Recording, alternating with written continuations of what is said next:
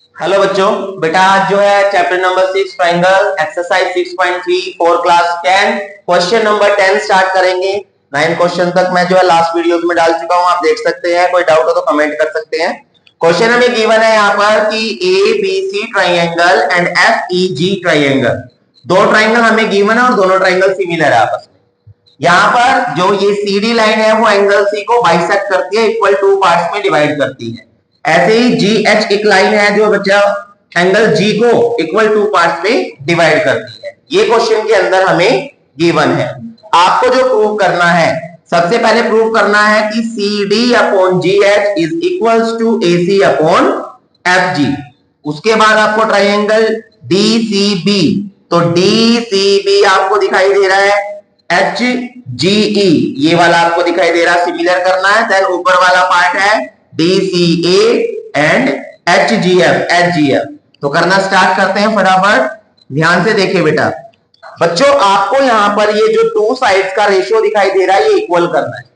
Last question जो हमने किया था उस क्वेश्चन में मैंने बताया था जब कभी भी कोई दो ट्राइंगल सिमिलर हो जाते हैं तो सिमिलर होने के बाद ही हम उनकी कोरस्पॉन्डिंग साइड के रेशियो को इक्वल लिख सकते हैं। आफ्टर किसके बाद लिख सकते हैं? जब सिमिलर हो जाए उसके बाद, ठीक है। तो ये देखिए, ये जो है साइड है कौन से ट्राइंगल के अंदर आ रही है? C D G H, C D G H. Clear नहीं हुआ?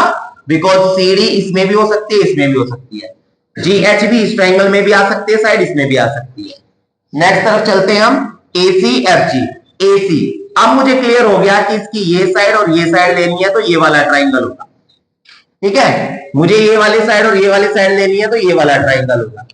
लेकिन बच्चों हम इन साइड्स को इक्वल रेशियो में तभी लिख पाएंगे जब हम इन दोनों ट्राइंगल्स को सिमिलर करेंगे। पहले क्या करना पड़ेगा? सिमिलर। फर्स्ट पार्ट में मैंने लिया in triangle A C D, in triangle A C D, और साथ में दूसरा वाला ट्राइंगल लिया F G H, F G H. दोनों ट्राइंगल्स के अंदर सबसे पहले देखो ये वाला जो एंगल ए है वो एफ के इक्वल है बच्चों। एंगल ए मैंने लिखा एफ के इक्वल है। क्यों इक्वल है कोई बता सकता है? क्या गिवन है हमें क्वेश्चन में कि ए बी सी पूरा ट्राइंगल, एफ ई जी पूरे ट्राइंगल के सिमिलर है।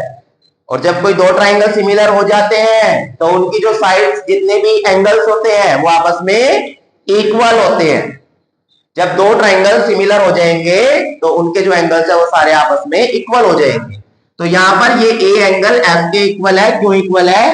By C P S T, because ये कोरस्पॉन्डिंग पार्ट है तो सिमिलर ट्राइंगल के। समझ में आ गया?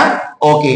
अब ये बताओ बेटा, A B C, A B C, A B C triangle में एंगल सी आ रहा है कंप्लीट, बट इस वाले ट्राइंगल में पूरा सी नहीं आ रहा है, हाफ आ रहा है नहीं आ रहा है। ऐसे ही ये पूरा जी एंगल इस एफ जी एच या एफ ई जी में आ रहा है, बट इस वाले ट्राइंगल में ये आपका हाफ आ रहा है। तो करना स्टार्ट करते हैं। देखिए किस तरीके से होगा। बेटा मैंने लिखा सी एंगल जी के इक्वल है, angle C is equals to angle G. सही लिखा? क्यों? बिकॉज ये सिमिलर ट्राइंगल के दो एंगल्स है जो आपस में इक्वल होंगे। लेकिन जो जिन ट्राइंगल्स को मैं सिमिलर कर रहा हूं उनके अंदर ना तो पूरा सी एंगल आ रहा है ना पूरा जी एंगल आ रहा है। उनके अंदर क्या आ रहा है? उसके अंदर हाफ सी आ रहा है और उसके अंदर हाफ जी आ रहा है।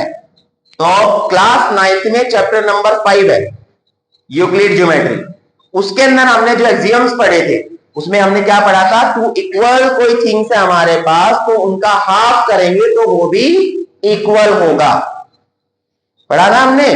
तो यहां पर अगर ये पूरा सी एंगल जी के इक्वल है और बेटा जब मैं सी का हाफ करूंगा या जी का हाफ करूंगा तब भी तो इक्वल ही आएगा।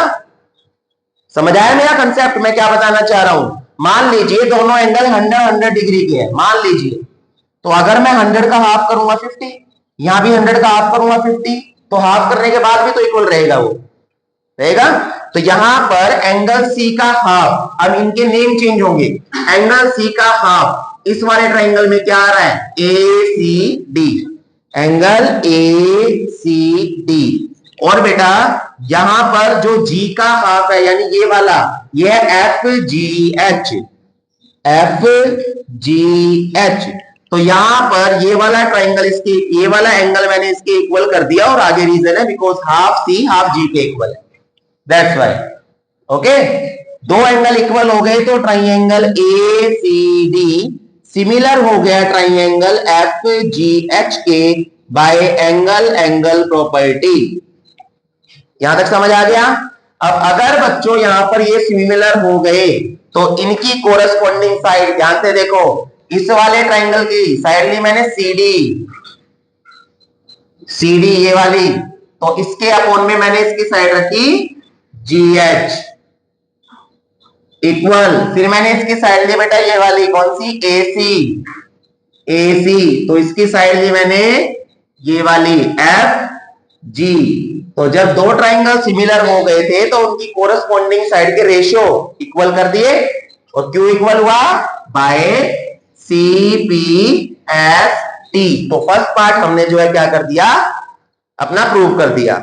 सेकंड वाले पार्ट में आते हैं बच्चों, फटाफट देखते हैं। In triangle D C B and triangle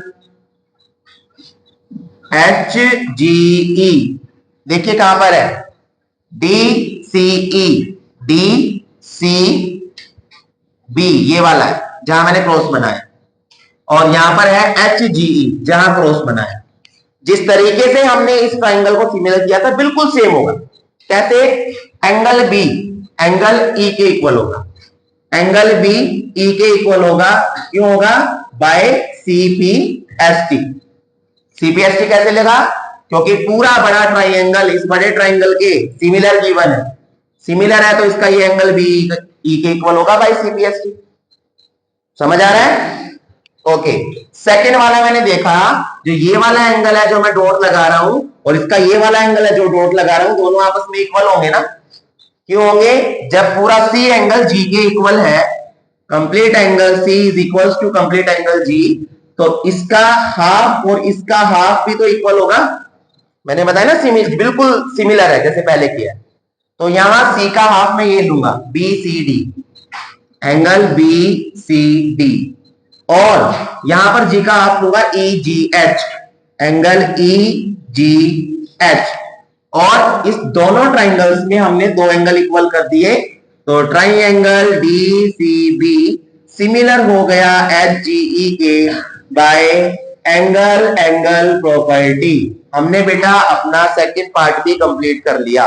और थर्ड पार्ट की अगर मैं बात करूं तो ध्यान से देखिए, थर्ड पार्ट वाला जो ये है बेटा आपका, ये वाला आप फर्स्ट वाले पार्ट में प्रूव कर चुके हो। देखिए ध्यान से, डी सी ए, तो डी सी ए नाम ही तो उल्टा लिखा हमने, और एच जी एफ, तो इस थर्ड वाले को प्रूव करने की जरूरत नहीं है, आप लिख सकते हैं प्रूव्ड इन पार्ट फर्स्ट में हमने इसको प्रूव कर दिया। बट ये लिखने कब लिखना है, जब आपने उसको प्रूव किया है, अदरवाइज जो है आपको वो नहीं लिखना है। समझ में आ गई बात, क्वेश्चन क्लियर हुआ, एनी डाउट। ठीक है बच्चों, अपने डाउट्स को क्लियर करने के लिए और ज्यादा मोर कंटेंट के लिए आप जुड़े रहिए चैनल से और सब्सक्राइब कीजिए। Thank you so much.